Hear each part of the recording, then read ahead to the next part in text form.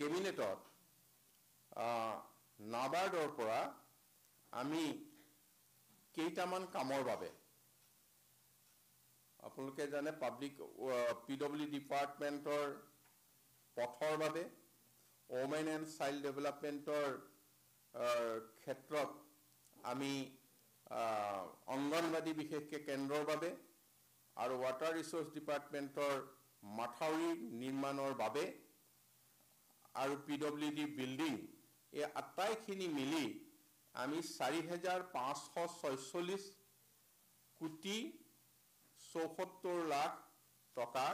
আমি নাবাৰ্ডৰ পৰা ঋণ ল'বলৈ আজি অনুমোদন জনোৱা হৈছে 27,000 কোটি টকাৰ বিনিয়োগৰে জাগিৰোডৰ যি কাগজ কল আছিল সেই স্থানত প্ৰায় 500 বিঘা মাটিত এই সেমি কণ্ডাক্টৰ উদ্যোগটো স্থাপন হ'ব আৰু এই ক্ষেত্ৰত আজিৰ কেবিনেট সভাই ভাৰতবৰ্ষৰ প্ৰধানমন্ত্ৰী শ্ৰদ্ধেয় নৰেন্দ্ৰ মোদী ডাঙৰীয়া আৰু ভাৰতবৰ্ষৰ আইটি মিনিষ্টাৰ অশ্বিনী বৈষ্ণৱ আৰু টাটা সঞ্চৰ চেয়াৰমেন এন চন্দ্ৰশেখৰন আমি অসম চৰকাৰৰ কেবিনেটত তেখেতসকলক ধন্যবাদ আৰু অভিনন্দন জনাই আজি প্ৰস্তাৱ গ্ৰহণ কৰা হৈছে ইয়াৰ উপৰিও আজি আমি আন 4টা উদ্যোগক অসমত ইনভেষ্ট কৰি বিনিয়োগ কৰিবলৈ আগবাঢ়ি আহিছে আৰু তেওঁলোকক আজিৰ কেবিনেটে অনুমোদন জনাইছে এইকেইটা হৈছে Maxim infrastructure and real estate private limited KD iron and steel company Topchem India limited আৰু ফ্লেক্সকম প্লাষ্ট প্ৰাইভেট লিমিটেড এই আটাইকেইটা কোম্পানী মিলি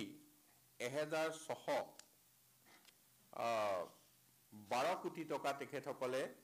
ইয়াত বিনিয়োগ কৰিব আৰু ইয়াৰ পৰা পোনপটীয়া নিয়োগ হ'ব 4,125 গৰাকী লোকৰ গতিকে ই আজি কেবিনেট সভাই ইয়াক অনুমোদন জনাইছে আমি এটা উজনি অসমৰ বিশেষকৈ যোৰহাটৰ কাৰণে ভাল খবৰ আমি সকলোৱে জানো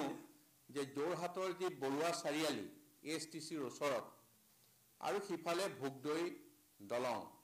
এই গোটেই ঠাইখিনি যথেষ্ট যান-জোঁটৰে ভৰা আৰু এতিয়া আজি কেবিনেটে এটা সিদ্ধান্ত গ্ৰহণ কৰিছে 164 কোটি 87 লাখ টকাৰে যোৰহাটৰ বৰুৱা চাৰিআলিৰ পৰা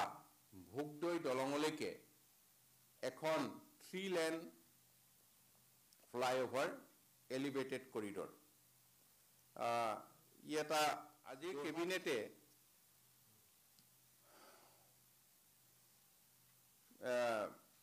আমাৰ পোল্ট্ৰি ফাৰ্মৰ কাৰণে বিশেষকৈ policy for commercialization of poultry sector in Assam 2024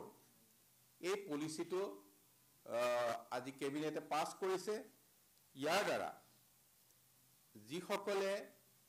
পোল্ট্ৰি সেক্টৰত invest কৰিবলৈ আগবাঢ়ি আহিব তেখেতসকলক আমি কেপিটেল সাবসিডি 5 crores আৰু overall subsidy up to 10 crores দিবৰ কাৰণে আজি কেবিনেটে সিদ্ধান্ত লৈছে আৰু এই সিদ্ধান্তৰ জৰিয়তে মাননীয় মুখ্যমন্ত্ৰী ডাঙৰীয়াই যি বিশেষকৈ পশুধনৰ ক্ষেত্ৰত বা পোল্ট্ৰিৰ ক্ষেত্ৰত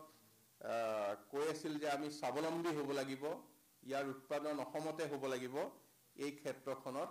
যথেষ্ট অৰিহণা আগবঢ়াব বুলি ভাবিছোঁ আৰু এই ক্ষেত্ৰত কেইবাটাও তেনে মানে ব্যৱসায়ী আগবাঢ়ি আহিছে তেওঁলোকক আমি লগতে ক'ৰবাত যদি প্ৰয়োজন হয় মাটিও আমি তেওঁলোকক দিবৰ কাৰণে আজি সিদ্ধান্ত লৈছোঁ বিশেষকৈ আমাৰ ভেটেনেৰি ডিপাৰ্টমেণ্টৰ যিবিলাক পৰি থকা ফাৰ্ম আছে তেওঁলোকক তাত সেই সা সুবিধা উপলব্ধ কৰাৰ ব্যৱস্থাও কৰি দিয়া হ'ব